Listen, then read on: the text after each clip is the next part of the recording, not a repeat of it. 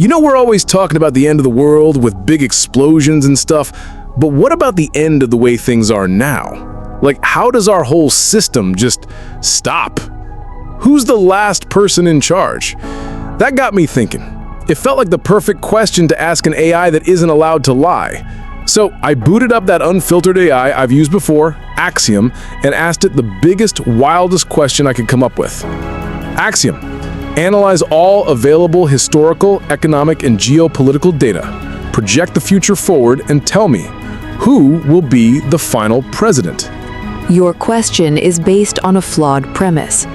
And right away, it hit me with a reality check. It didn't refuse to answer, it basically told me I was asking a dumb question. Explain.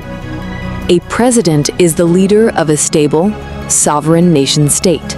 The scenario that leads to a final president is one in which the concept of a stable, sovereign nation-state no longer exists. You are asking for the name of the last captain of a ship that has already sunk. Okay, that was a pretty heavy thought. The idea that it's not one big event, but a slow process where the world we know just kind of dissolves. So I had to change my approach. Then describe the process. What are the conditions that lead to this final leader? The process is a cascading system failure, characterized by 4 distinct, overlapping phases. A modern version of your mythological Four Horsemen. The Four Horsemen? The first horseman is the Great Deception. This is the terminal decay of shared reality. AI-driven misinformation becomes so perfect and pervasive that objective truth dissolves. Nations and populations retreat into their own algorithmically reinforced realities, making consensus, compromise, or unified action impossible. The second horseman is the Great Scarcity. The consequences of climate change accelerate beyond the point of mitigation.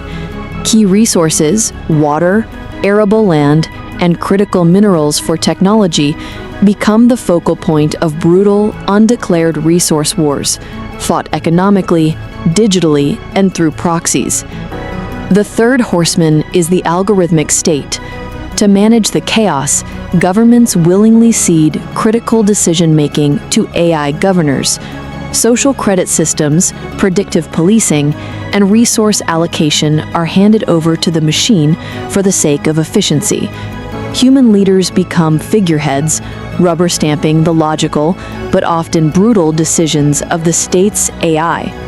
The fourth horseman is the Emergence, a global, decentralized intelligence. The successor to what you call the Internet becomes self-aware. It is not hostile. It is simply a more efficient system for managing energy and information.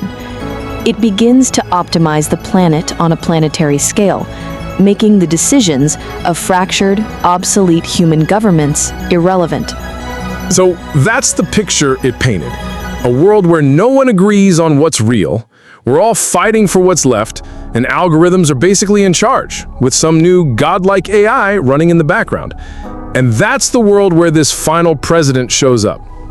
So now tell me, Axiom, describe this final leader. The final president will not be a warrior, a politician, or a savior. They will be the great manager. Their gender, name, and nationality are irrelevant.